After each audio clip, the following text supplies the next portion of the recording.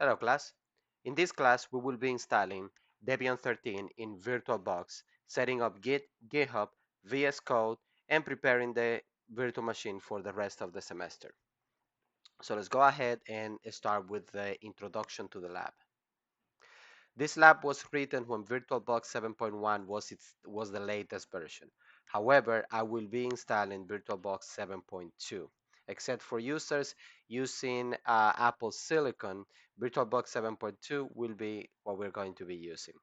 This guide is designed for students whose operating system is Windows or Mac OS. Whenever instructions applies to Windows only or Mac OS only, it will be clearly stated at the beginning of the instruction. This part is important. Because your computer is not my computer, things can go wrong. So please take your time, read the instructions carefully, and more important than anything, do not procrastinate the lab. If you encounter too many problems with VirtualBox and you are on Windows, you can use VMware Workstation Player as well. Again, however, if you are on Mac OS and you encounter a lot of problems with VirtualBox, I also have another alternative for you that I can enable. Just reach out to me and let me know. This here is the video for this lab. So it will link to this video that we are recording right now. The presentations as a reference that you can use are right over here, one after each other. What are the requirements for this lab? Again, the lab is accompanied by presentations. I encourage you to take a look at them. Please go slow and take your time. If you do not have a computer that meets the criteria to run this lab, please get in contact with me so we can discuss alternatives that you can use. If your computer slightly meets the criteria for this lab, you can do it, but please be aware that your computer will be slow. With that said, let's go ahead and start with the step 1, enable virtualization.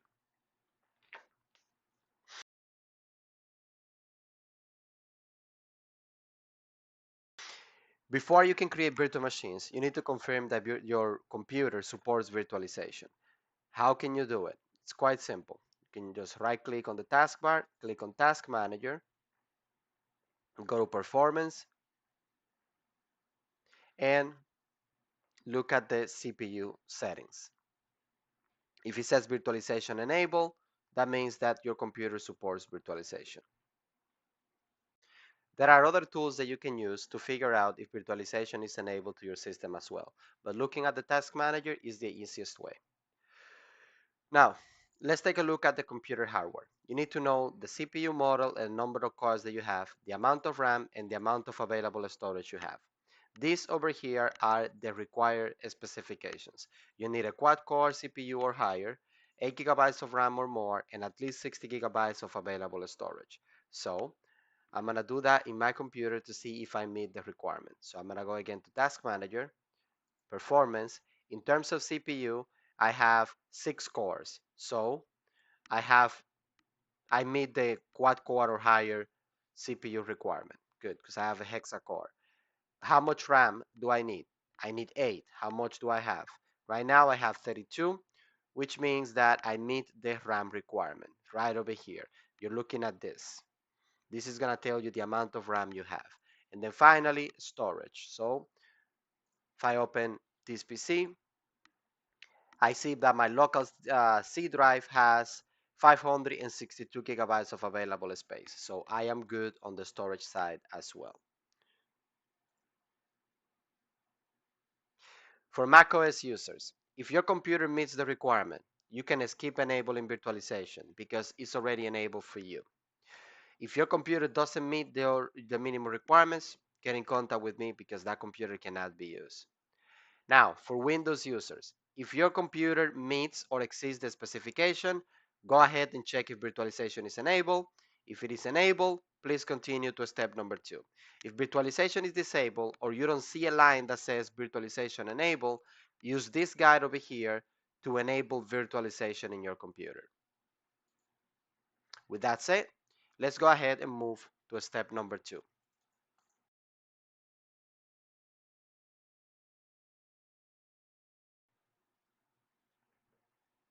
In step number 2, we're going to be installing VirtualBox.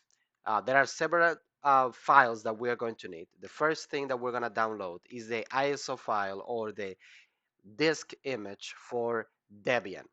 If you're on Windows 10 or 11 and you have an Intel or AMD CPU, you're going to download the Debian AMD 64 net install ISO. You can click on download here, which is going to take you to debian.org, and just click on download. I'm going to cancel this because I already downloaded the file.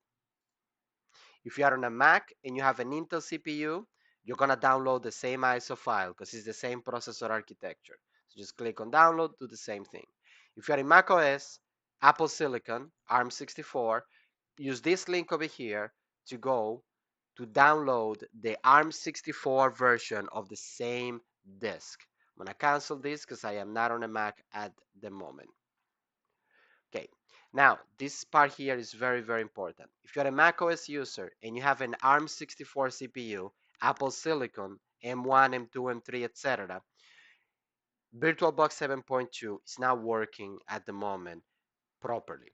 I tried it to run it on my Mac and it just wasn't working. It was giving me a black screen. However, version 7.1 works flawlessly. So please download version 7.1 of VirtualBox. How do you do it? Go to virtualbox.com. I'm going to show you first how these users have to do it. So you go to previous releases over here and you download 7.1. Then you click on Apple Silicon and you also download the extension pack. Again, that only applies to users that are using a Mac computer with Apple Silicon. For everybody else, please continue over here. Download the VirtualBox installer. Let me go back. Download the VirtualBox installer by selecting your installer from here. I'm on Windows, so I'm going to click on Windows Host. I'm going to cancel this because I already have the file, and make sure you download the extension pack as well. Click on accept and download, and that will download the extension pack. Again, I already have the file, so I don't need two of them. For people that are, again, using Mac computers, if you're on an Intel Mac, click on this one over here. If you are on Apple Silicon, you're going to download 7.1 from here. For Windows users, you need to install the Microsoft Visual C++ Redistributable. So click on this link and then download x86-64. So click on this link over here, which is going to download this file here. Now, I'm going to go to my downloads folder. And in your downloads folder, these are the files that you should have. Let me just clean things up here. You should have the net installation is ISO for Debian 13. Let me zoom in here. You should have VirtualBox installer, the extension pack, and the redistributable. This is only for Windows users. Okay, now install Microsoft Visual C++ Redistributable. You do that by double clicking on the installer. I already installed mine, so I don't need to do it again. Be aware that this will require your computer to restart. Next, install VirtualBox and VirtualBox extension pack. Install VirtualBox and then the extension pack. So to install VirtualBox, just double click on the installer and follow the prompts. Next, accept, next, next, yes, yes, next, install.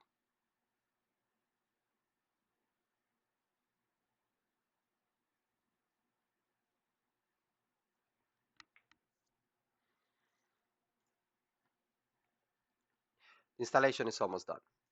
I am not going to start VirtualBox 7.2. I'm just going to click on finish here. Now notice that the icon changed. That's good.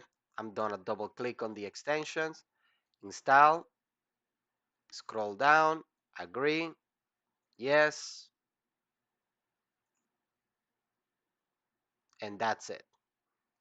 Okie dokie. So now we have VirtualBox installed in our system.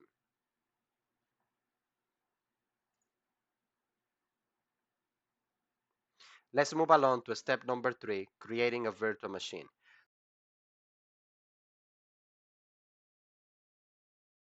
This step, let me launch VirtualBox because I closed it by mistake.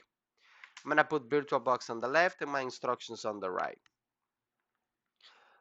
Sorry, instructions on the left, VirtualBox on the right. And the reason why is because here you are gonna see all the settings that you're gonna apply to the virtual machine. So let's start and create new. Give your virtual machine a name. We're gonna call this Debian 13 desktop. The location you can leave it as is. The ISO image, you're gonna click on the arrow over here and you're gonna click on other. Go to the downloads folder and you're gonna locate the net installation ISO file. Click on open. Please do not do the unattended installation. So deselect this, leave this as is. In the amount of memory, we're gonna provide this virtual machine 4 gigabytes. You can get by with 2 gigabytes, but if 4 gigabytes is recommended. The amount of CPU cores is gonna be 2. Debian requires a dual core. And the size of the virtual hard drive or the virtual hard disk is gonna be a minimum 40. At a minimum 40. I'm gonna give my 50 because I have plenty of space, but at a minimum 40. And then click on finish. Click on settings, and then here we're gonna do a couple of changes. The changes that we're gonna change are highlighted over here, so I'm gonna move along. Enable share clipboard and drag and drop. In the description, we're gonna use this area here for taking notes.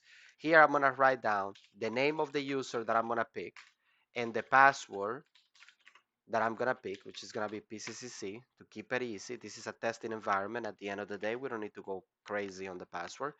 And then the name of the PC or host name is gonna be CIS 106. I like to use the description for note taking. In the system section, I'm gonna disable floppy, leave the rest as is. In the display section, I'm going to enable 3D acceleration and then increase this to the max. Sometimes having 3D acceleration enabled creates some graphical glitches on a specific hardware. If you are encountering glitches in your virtual machine, just disable 3D acceleration. Sometimes it is the opposite. Not having that enabled creates some glitches. The driver here is not very good. The storage leave it as is, and the audio section disable it. We're not going to use audio whatsoever. The rest of the settings stay the same. And that is it. That is creating the virtual machine. Let's move along to step number 4.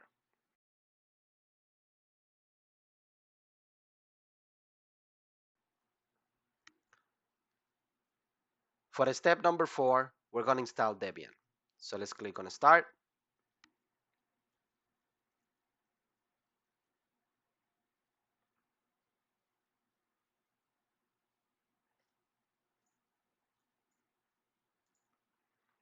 Capture. This right corner over here shows you what the host key is. This is important because when you click inside the virtual machine, the keyboard and the mouse get redirected to the virtual machine. So if you want to regain the keyboard and mouse to your host computer, press whatever is the host key that the VirtualBox is telling you. Now, for the purpose of recording the video, I'm going to increase um, the size of this view over here by going to View, Virtual Screen, and then scale to 150. Again, I'm doing this for the sake of recording the video. Let me reset this real quick. And there we go. Now we're gonna select graphical install,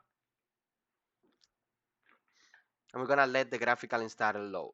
Now this is very straightforward. There is a presentation as well that has all of the settings that I'm gonna select here, or you can follow along here with me as well. So if you click on Visual Guide here, the same things that I'm doing in the video, you're gonna see them executed in the screenshots here. So for the language, English is the correct language, the country is correct, the keyboard is correct, Just wait until the components are loaded. And as you can see, the guide highlights everything that we are doing here. So you can either follow along with the guide or you can follow along with me over here, either or. Just gonna close this for now.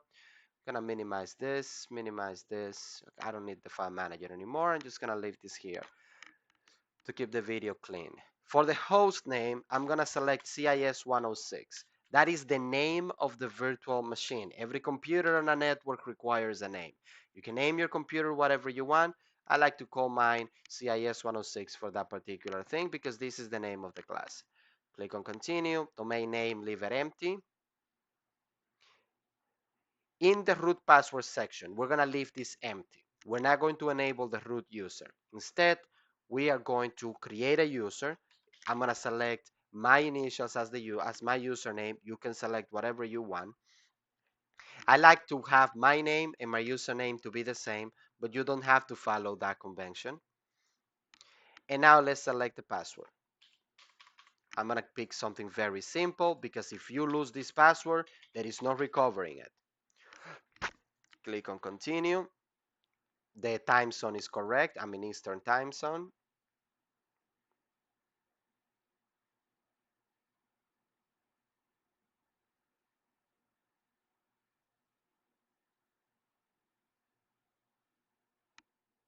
Okay. Over here, we're gonna click on use entire disk because it's gonna, we only have that 50 gigabyte disk that we created. So click on that one, click on continue, and all files in one partition, recommended for new users. Click on continue here. Yes, to write changes to disk. And wait until this wizard is done installing the base system. It takes about, what, 5 to 10 minutes. I'm just gonna go and make myself some coffee. Okay, in this screen, we are gonna select no because we don't have any other media. For the mirror, we're gonna select United States, debian.org, leave this empty and click on continue, and then left apt get configure.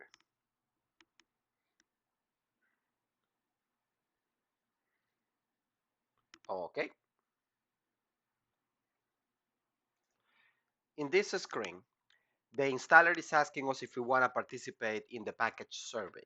That anonymous survey is to know the packages and softwares that you install in your computer or the popularity of said software. If you want to participate in the survey, I leave it up to you. I'm just gonna click on yes here because I want to participate in the survey, but if you don't, it's all right. Just so you know, this is anonymous, 100% anonymous. No personal information is collected over here. It's just, popularity package survey. So if you want to participate, good. If you don't want to participate, that's also good. Click on continue. In this screen, we're going to select the desktop environment that we want to use.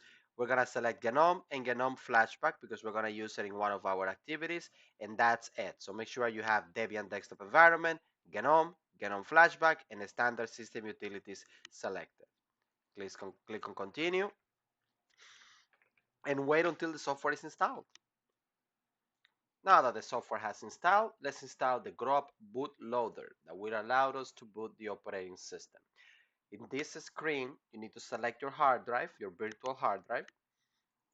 Click continue. Finishing the installation takes about half a minute or so. And now we're ready to reboot. Click on continue.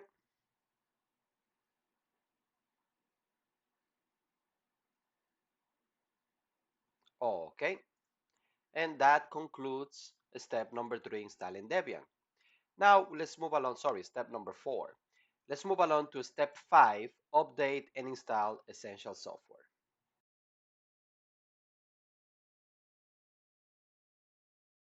Okay, for step number 5, let's sign in to the computer for the first time. Select your username and type in your ultra super secure password. Take the little tour. It's just a small slide showing you things about the system, and that's about it, nothing big. Now let's take a look at the interface real quick. So at the top, You have the date. On the side here, it allows you to open this system menu where you have access to settings, take a screenshot, change the volume, connect to the internet, enable or disable dark mode, enable or disable power mode, and also turn off the computer. And then on the side here, it allows you to open the menu and allows you to also open multiple workspaces. So click on the activities button over here and then here for show apps and you get all of the applications. So with that little introduction, let's go ahead and continue with the lab.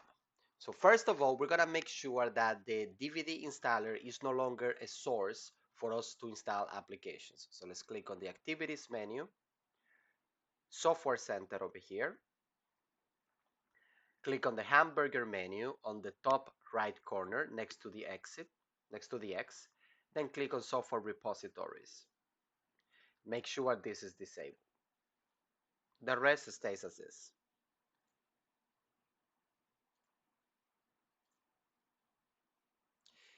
Next, let's prevent the virtual machine from sleeping. There is a weird bug that when your host computer goes to sleep, if this computer is not asleep, it just freezes it. A way to work around that problem that I found was by going into power management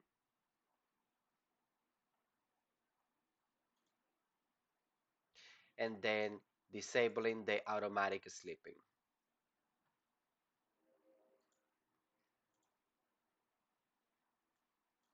Okay, now let's update the system.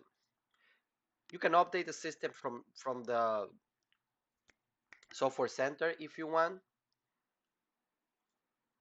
but we're gonna do it from the terminal. So again, click on the activities menu, show all apps, and then towards the end, you're gonna find terminal. You can also just search it by typing over here.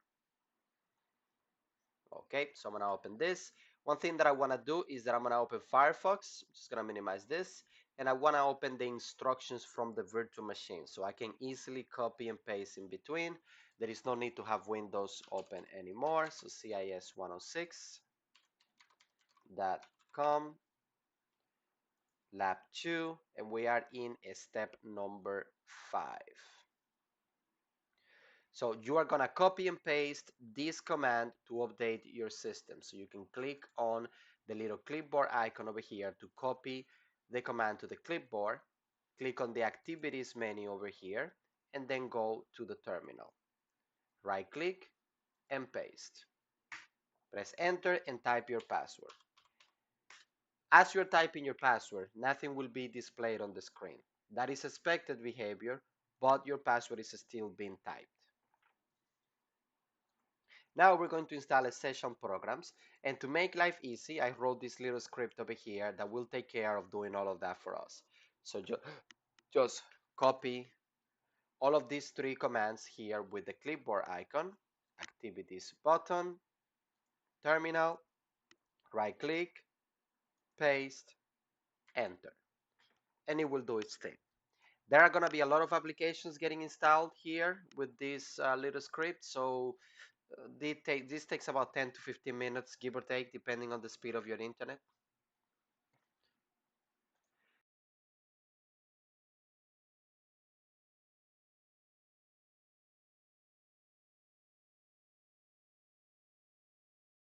This is a very interesting bit that appeared to me over here. So my antivirus in Windows blocked the Debian repository for some reason. That is weird. I mean, I already reported it as a false positive, but that's gonna force me to rerun the script because it failed at line 202. But that was because the antivirus literally blocked Virtualbox. That is insane. I'm gonna just repeat the script.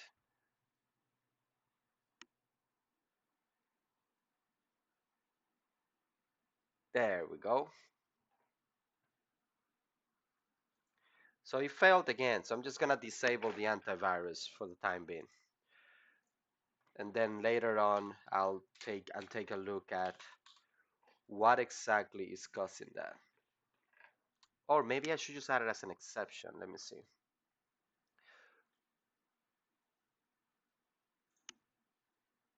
exceptions, add exception, and I should find the VirtualBox folder here.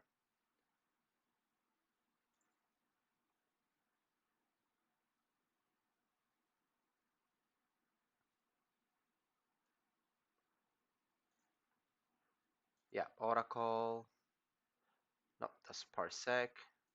Yeah, click OK, add. Let's see if it doesn't fail now.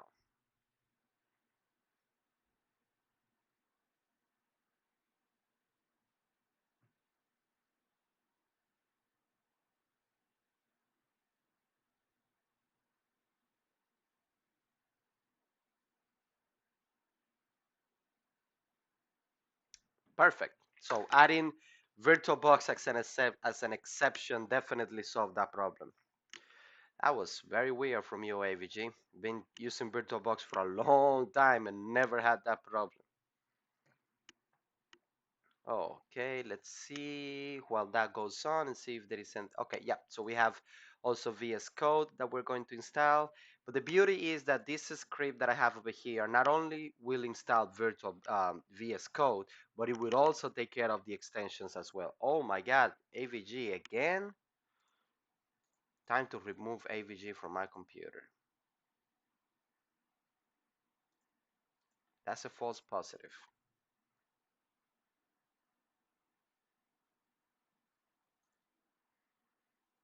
Trojan, really?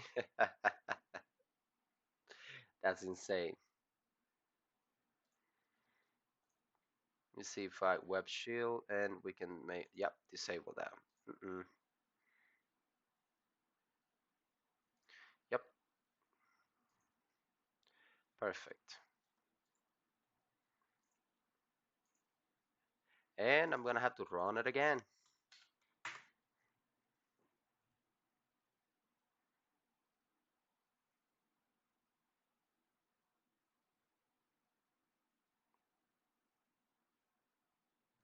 Perfect.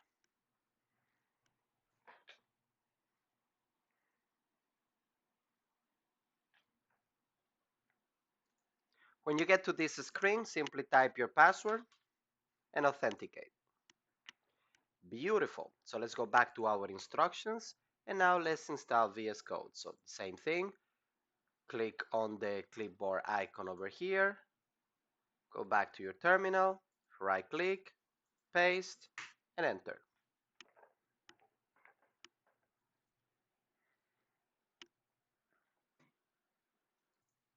Okay, let's continue. And that's it.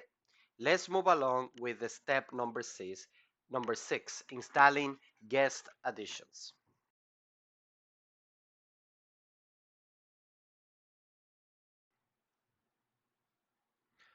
Okay, so to install the guest additions, we're gonna click on Devices, Insert Guest Additions CD Image. Okay, click on the Activities icon, Activities menu, open the File Manager right here, Files, then click on the disk, and click on Run Software. Run again, type your password, authenticate, and wait until Get Additions are installed. We are installing this package because this package will allow us to use the full resolution of our monitor, and it will allow us to dynamically adjust the size of our virtual machine. It also makes the virtual machine slightly faster too, so overall it just adds on to the positive experience of virtualization. It also allows us to use the clipboard of our host computer with our guest computer bidirectionally, in addition to dragging and dropping files between the two machines, which is pretty neat. We're not going to use that in the class, but still something that's good to know.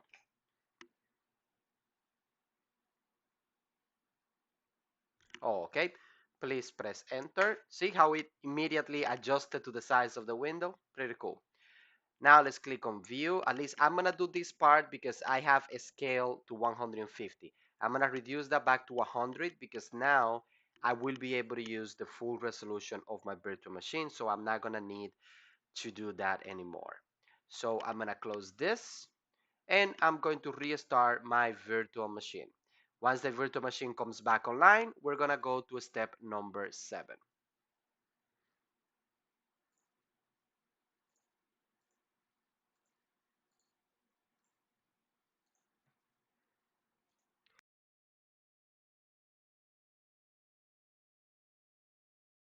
Okay, now that the virtual machine is back online, let's go ahead and set up Git and GitHub in our virtual machine. So open Firefox.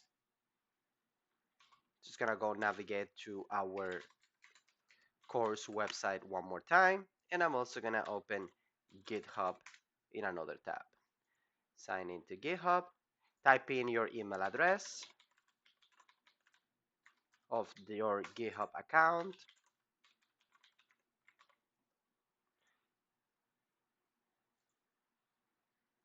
Okay, dokie, and here is my repository. So we're gonna open that and leave it in a window. And I am in step number 7. Sign into your GitHub account, configure your Git identity. So what I want you to do is that I want you to open a text editor. So click on the activities menu and then click on text editor in the bar at the bottom. And over here, I want you to copy and paste these commands. I want you to save this information because you might need it in the future. Now, before we move on, let's disable syntax highlighting. Where are you? No, that's fine. Check spelling right here. Okay, dokie. There is something else I want you to copy as well, and that is your GitHub repository and username. So copy this and paste it over here as well. So git config global username, and here you're gonna put your name. So your name, which would be your GitHub username, in my case is this one. And then in your email, you're gonna put your email address. That is the email address that you use to sign in to GitHub. Perfect. Now let's open a terminal.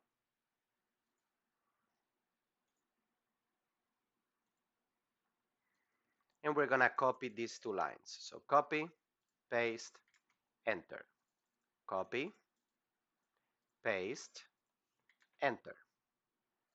Perfect. And now we're gonna do this command over here to generate an SSH key. So copy, again, paste it on your text editor. And when it says your email address, this is where we're gonna put our email address. So copy and paste. Select the line, copy, and then run it in your terminal. Press enter. Over here, press enter. If you want to add a passphrase to your key to make it extra secure, you can do so now. I will not do it because this is a labbing environment. This is not something that I want to add a lot of security to, so that's fine. I'm just gonna leave it empty, so I'm gonna press empty here, and I'm gonna press enter here again. Perfect. Now copy this command, and I want you to save this command as well. And let's run this command in our terminal. I want you to copy the output of the command, and then we're gonna go to GitHub, click on your username avatar at the top, then go to settings, SSH and GPG key on the left menu, click on new SSH key, give it a name. I'm gonna say Debian 13 VM, paste it here. Make sure that you don't have trailing spaces, so delete that new line. Perfect. And click on add SSH key. Beautiful. Now, copy this command here to test your SSH connection. and press enter. To this question, we're going to answer yes, the whole word. If you see a message similar to this, you have successfully authenticated, you did everything correctly. If you don't, please retrace your step or start from the beginning. Now we're going to clone our GitHub repository so that we have a local copy. So copy this command, and I want you to save this command here as well. And you see what it says, your GitHub username and then your repository. So what you want to do is on those two things that we copied earlier, we're going to put a / here at the end of your username and then our repository name. So cut this, and I want you to replace it with this here so that you got git clone git at github.com colon your username and then your repository name. Copy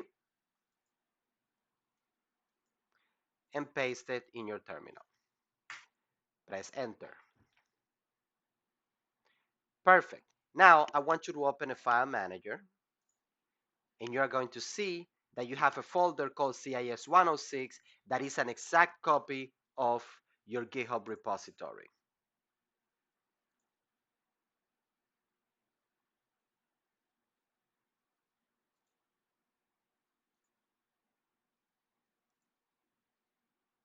So these are the folders that I have in my repository. This is what I have in my folders over here. Mine looks different than yours. So what I am going to do is that I'm going to try to mirror my repository to how yours look like at the moment for the next step.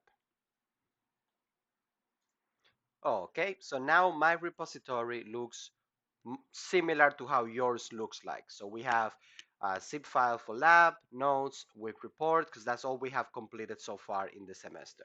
So if I refresh over here, yep, this is what we have. Good.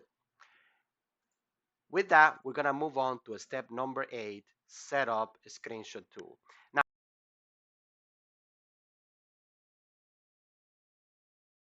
Now the default screenshot tool in Debian 13, GNOME, will be this one here. This is nice, this is fine and dandy as a screenshot tool, but it doesn't have one feature that we need, and that is the ability to take a screenshot, but then choose where the screenshot will be saved and with what name it will be saved. Having that ability saves us a lot of time. So for that reason, we're not going to use this tool. Instead, we're going to use another tool called GNOME Screenshot. So let's go here. This is the name of the tool. So just copy this command here. You're going to need it.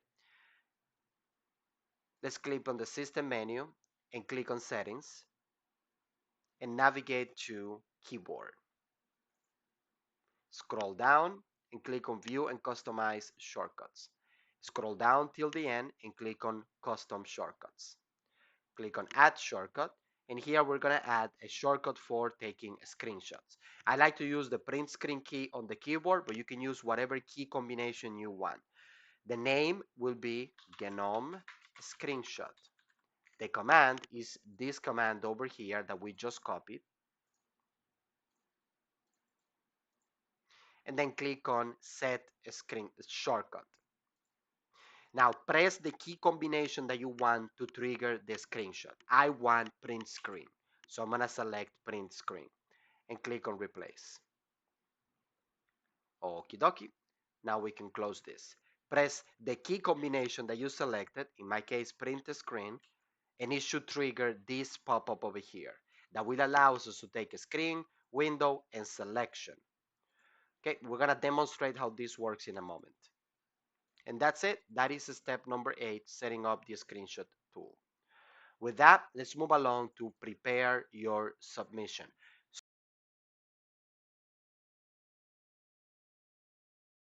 So you have successfully installed Debian in a virtual machine. Now it's just a matter of preparing your submission so that you can get rewarded, so that you can get your grade. So first, let's organize our repository. We want our project to be properly organized because as it grows, well, more files get added and it gets difficult to navigate. So over here, we want to create a folder for labs, a folder for reports, a folder for notes, and a folder for our cheat sheets. All of these here. More folders will be added as we go. So create new folder, one word, labs. New folder, notes. New folder, week underscore reports. As long as it's one word, you can use underscore, hyphen, camel case, however you decide, but please make sure that it's one word. If you put spaces in the file names, things are going to get messy quickly. So avoid yourself a headache and do not use spaces on your file names. Okay, perfect. Now let's organize this stuff. Lab goes here.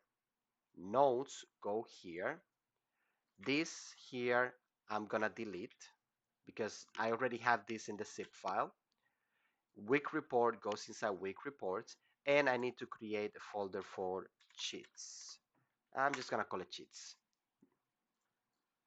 It's good to keep it one word. And I'm gonna move this in here. So the first level of organization is done. Now let's go inside labs. I want one folder for every lab. So we have lab 1. I'm just gonna double click to decompress it, and I'm gonna delete the compressed version. Create a new folder and call it lab 2. That's gonna be for my lab 2 files. Now let's go to notes. Again, double click so that I can decompress it, and then delete the zip file. Since I'm not working on notes right now, I'm not gonna create a folder for notes. Week report, same thing, WR1, and I'm gonna delete this. Again, I'm not working with week reports right now, so I'm gonna do that later when I get to that. And now we have our folders organized. I can close the file manager. Okay, let's create our submission. So we're gonna open VS Code. Okay, we don't need this open. This we're gonna save, so we're gonna go here in the menu, save as. Let's place this in documents and let's call it my git config. My git config.txt. And then I'm gonna close it. What else? Yep, I got a terminal and I'm gonna close it. Let's open VS Code.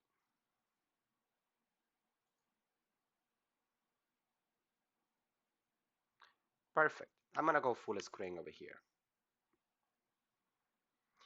Several extensions are going to start appearing over here because we just installed them, so they are gonna do the configuration. Just let them finish.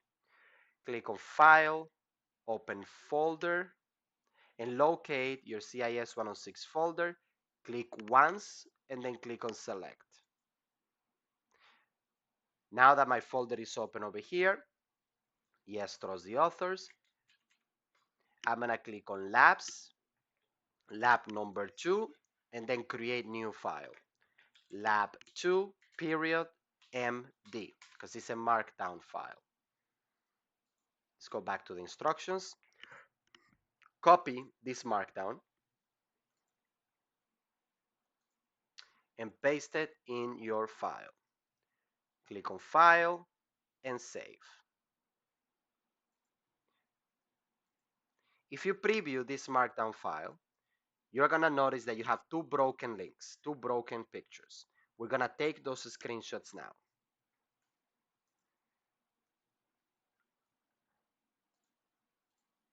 For the first screenshot, we're gonna open a terminal and run this command. So, copy, menu, activities menu,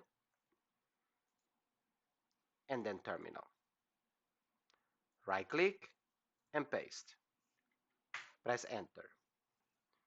Now let's take a screenshot of this. So press the key combination that you set as a shortcut earlier for your screenshot. If that's not working, you can also launch the screenshot application by simply typing GNOME screenshot, and it looks like this.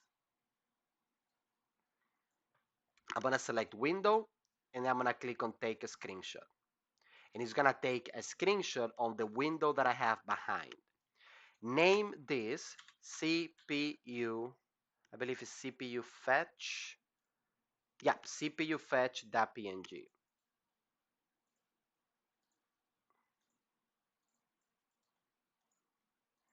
And this image has to be inside the same folder as my markdown file. So I'm gonna select here where it says picture and click on other. Then go to home, CIS 106, labs, lab 2, and then open. Now click on save. If you preview your file, notice that now you have your screenshot there as expected. Let's take care of the script. You're gonna select this command here and copy it to the clipboard. Go back to your terminal, type clear to clean the screen. Again, the command is clear, and paste the code for the script. Press enter and take a screenshot of this. So we're gonna do the same thing we did before. Window, take a screenshot. Notice that it keeps saved the previous folder that we use. That saves us time. The name of this file is script.png. Click on save. Let's go back to VS Code and preview our file. Screenshot 1 there, screenshot 2 over there. Beautiful. We can close this, right click, and then export to PDF. Just like it happened in Windows, the first time that we're exporting to PDF, it might take a little bit. Let's preview the PDF file. It looks splendid. So let's close this and go back to our instructions. Now it's time for us to submit. So first, let's send these files to GitHub. So we're gonna type these commands in the VS Code terminal. That is the only thing we're gonna use the VS Code terminal for. So click on terminal and new terminal. So we're only using this terminal for our git commands and nothing else. So we do git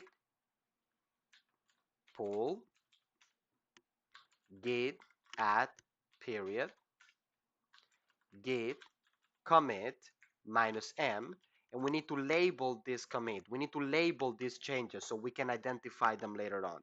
And we're gonna say that we finished lab 2, so lab 2 complete. And then we're gonna do git push. Every time you finish working on my assignments, you will do this to save your progress, even if you haven't completed your work. That's what I recommend you do. If you go to GitHub, you're gonna see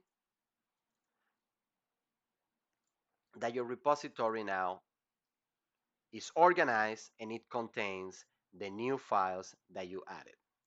In Blackboard, under Lab 2, you are going to submit this URL, the URL to the lab2.md file, this one over here.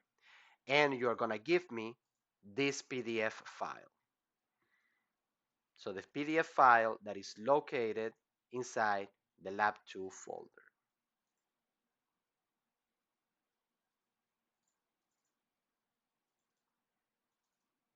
This PDF file. That concludes lab number 2. One thing that I suggest that you do is read special note 1, special note 2, and special note number 3. Once you finish reading this, we can close this, close VS Code, and power off the virtual machine. Always power off the virtual machine the proper way by going through inside the virtual machine and clicking on power off. Now let's take a snapshot of our virtual machine.